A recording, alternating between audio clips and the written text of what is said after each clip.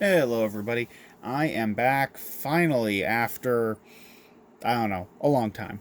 So today we are taking a look at Transformers War for Cybertron Siege Voyager class Springer. So, as you can see, he is, well, a green robot. He does include, right out of the package, one and two swords. They are both done in gray plastic. It's like a bluish gray, actually, same as the legs. He does have two different blasters, one that is slightly more G1 reminiscent, and then one that really doesn't look like a rifle on its own, but they do combine. There is a 5mm port or plug on the front, back, and bottom of one, with two sword-sized ports on the other, and one of those combat effect ports at the front, a 5mm port at the back, 5mm post at the bottom, and same thing, 5mm at the front with a combat port there, or combat plug. There is a spinning 5mm port here on this adapter piece. There is a 5mm post on either side, a 5mm port at the top, two sword-sized tabs on those sides, left and right, and then two 5mm letter C shaped sockets that will fit things like the sword. I wonder what that's for. So, taking a look at the robot here, as you can see, he does have the usual silver battle damage paint that all these Siege figures have been outfitted with. He is done very nicely in a nice lime green. My camera's actually picking it up very, very well on here. It's because I have Samsung, it's somewhat oversaturating the video, which is actually interesting because it's dark in this room, so it makes him look brighter than he is right now, but this is actually, what you're seeing on screen is actually pretty close to exactly how he looks in person. So that works. So the gray here is a bit of a blue gray. There is some combat paint there. He has a weapon effect port there. 5mm ports in the bottoms of the feet. 5mm port on the side of the calf. 5mm. I'm going to stop saying 5mm. He has ports, obviously, in the hand, side of the arm, top of the shoulders, and 1, 2, and 3 on the back. He does have display stand plug on the back as well. And now let's get into some articulation, because this guy actually is really nice. He has a ball jointed head that only gets you a little bit of up and down, a little bit of tilt, and then a full 360 rotation, if I can actually keep that on, if I can keep my video centered. The waist swivel only turns about 45 degrees each way, just due to this hinge at the back. The hips move the full spread forward and the full spread back. Going side to side, they do move all the way out. The thigh rotation up here, cut right at the top of the thigh, is a full 360. The knee goes about 270 degrees, or I'm sorry, not 270 degrees. I can't math. We are looking at about 135 degrees, which is really not bad. That would be your 90. So I mean, you're getting a great amount of range on this.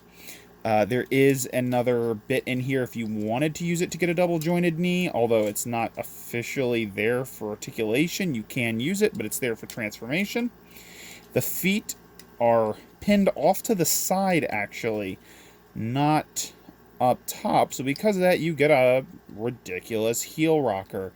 The toe rotates all the way down to move forward, and back you only get a little bit, but it is something. So he has no problem achieving angles. I have found that the only stability issue, though, is that if you go any too far back, these will just tilt back like so, and he will just fall back. Otherwise, though, no issues with articulation in the legs. Now, on the shoulders, because of the way these joints are cut in here, it rotates back to about there. Other way around, only 90 degrees back. Out over 45, but under 90, sadly. You get a swivel at the top, at the bottom of the shoulder, top of the upper arm. Over 90 degrees in the elbow. Wrist swivel 360. So you get all the main stuff. Now there is one thing to be addressed here. It's not an extra piece of articulation, but it is a part that you can change. So here, as you can see, the shoulders are sitting straight forward. If you like a slightly more comic style look, you can open this back panel, rotate this down, do this on either side, and you can, if you were so inclined, give him the raised shoulders. It is not my thing, but maybe somebody else's, and I mean, if it's an option. So that's all there.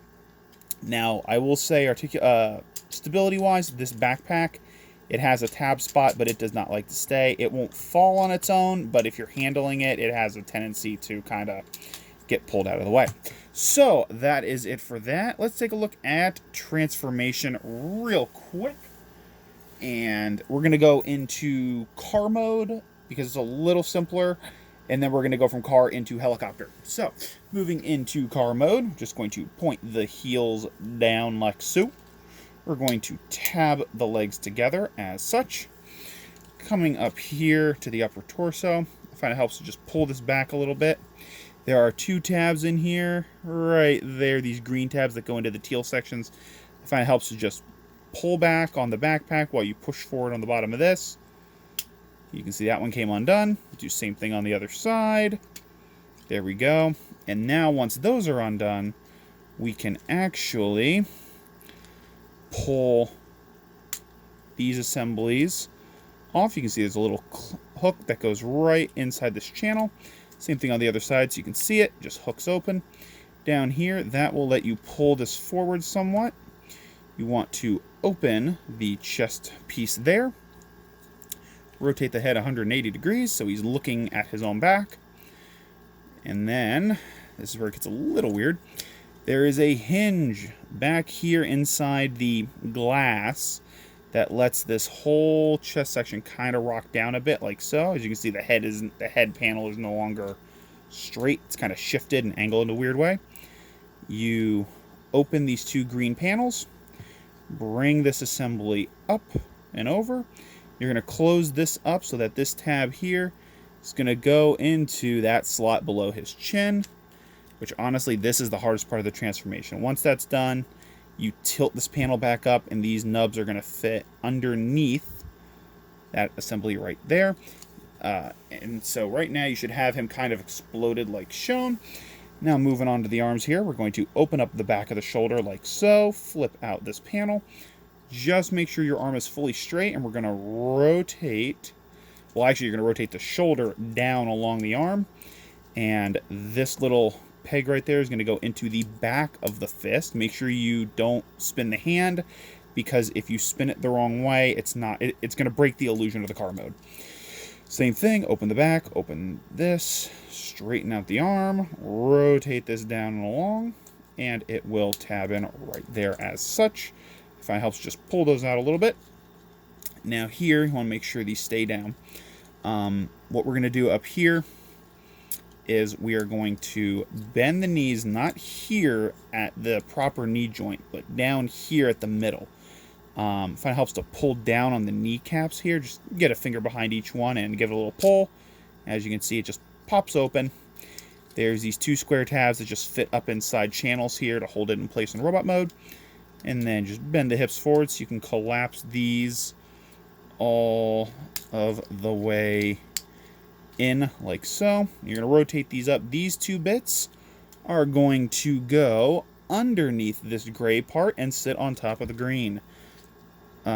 If I don't forget to fold this back. So this is on a double hinge. You want to shift it back like so. It will actually, you can see here, it'll actually put this ridge down inside between these other 2 areas. You hear a little click.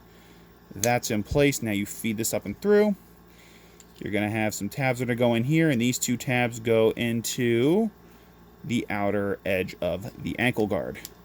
So once you get all of that lined up, make sure this is all straight and tabbing in. There we go. That is all done. Now here, 1 second. Whoop, I'm dropping stuff. I'm popping parts off. It's a party. Let's see here. Okay, so just pop that panel off. That was my bad. I'm putting too much pressure up here. It's not an issue. It's on there real solid. User error. So down here, you want to make sure these panels are down as such.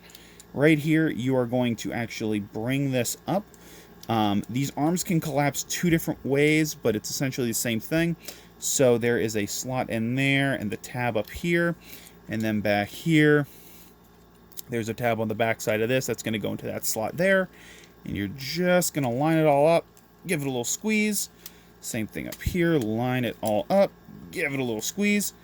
And, oh, before I totally forget, see, I have forgotten to do this numerous times. You lift up the back again. If you're like me and you totally forget to transform him correctly, while you have your legs half transformed, you want to open the side panel here, flip out your fin, close it. What's nice is it's going to sit at that cartoon angle, and because of the way everything's around it, it's actually not going to rotate back. Same thing on the other side. Bring it halfway, open, flip this out, close it up. Now, let's put all this back together and finish our car mode. So, there is that. Clip it together, bring that back, tab that in, and there we go. So as you can see, it is done. There is Springer. I'm just dropping parts left and right. Here is Springer in his car mode. And I love it. I think this is the only Springer figure I have ever owned where I actually like the car mode more than the bot mode. Or more than the helicopter mode, I'm sorry. So taking a look at it 360, all those details from robot mode are all the exact same details showing on the outside of the car mode. So you're not getting any new appliques of paint, nothing new really. The only difference is this little slope right here at the back, because this was the back of the shoulder. This little slope here was hidden up inside the arm. That's it. You have more of the cockpit exposed now. My camera will focus. Come on. Come on. Woo. Nope, nope, nope. Come on. Come on. There we go. So as you can see, you got more of that cockpit exposed. Beautiful dark forest green there with the silver on it. It looks just awesome. All four wheels roll on mine. These two back wheels are kind of tight. So on a surface like this, he doesn't really want to roll very well. Even though the wheels should be rolling, these back wheels just slide instead of roll. Actually, this side seems to have loosened up a little bit, but this side is not going anywhere. So, storage-wise for weapons, you do have these two slots on either side of the engine area. I forgot to point these out in robot mode, but those are there in robot mode as well. So you can store the swords up there if you would like. There's ports all over, so you can store the guns however you wish, but I am going to show off the combination they show in the booklet, because this is the mode they show it in. So you're going to plug the two guns together. You're going to take the swords and put them on either side of this long monstrosity. And down here on the bottom, they say to plug the adapter on, like so, and plug it in up here as some big turret cannon thing of murder. And it is a cannon turret gun thing of murder death. The booklet officially calls it, what does the booklet officially call it? Where's the name? The DEW Mega Missile Launcher. And frankly, I don't like it. Now, it's not because it's a combined weapon. It's honestly because my biggest issue with this figure is that this still spins. It's not even supposed to be spinning here. It's just a tolerance between the handle and this port. And then also, these slots and these tabs, both on the car and on the gun, are too loose. The only one that works correctly is right here on this mount. Every other one on here is too loose as far as these flat tabs go for the swords. It's a tolerance thing. It's not a design thing. I love the design. Now, taking all that back apart and moving on, let's get him into helicopter mode. Moving on to helicopter mode, actually a few interesting things happen here, but I like that it's kind of based on the car mode.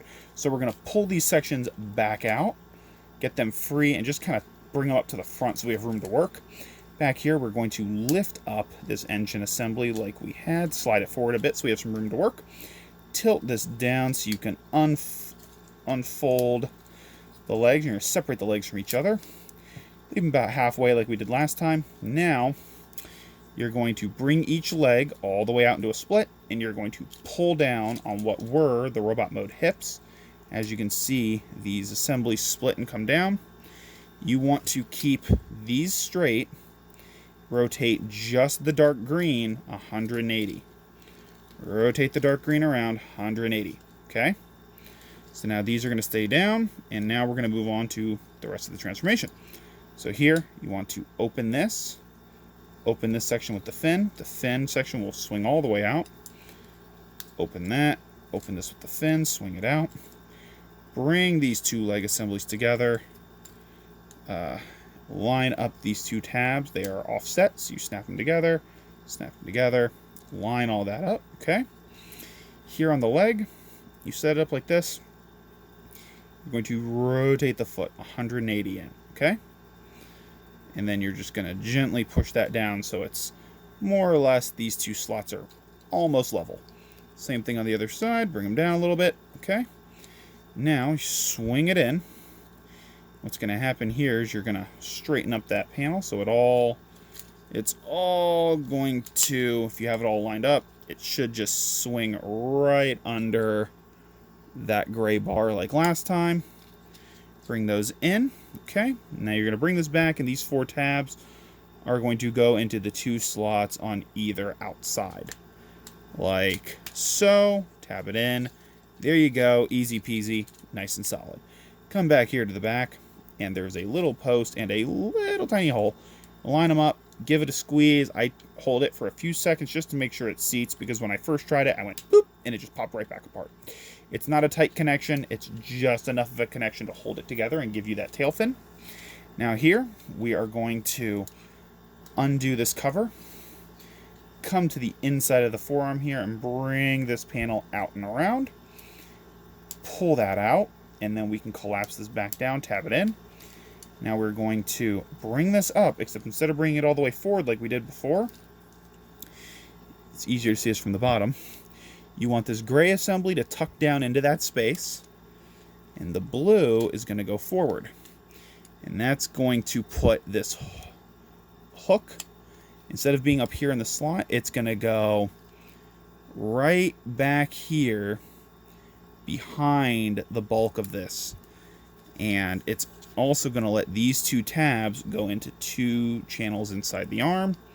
And this little groove in the arm is going to sit over this ridge. Over that pin. Okay, so just line it up, give it, let's see here, gotta make sure I got it. There we go, lined up, give it a squeeze, and there you go. And we're gonna do the same thing on the other side. Okay, so we're going to pop this apart, bring it down, flip this out.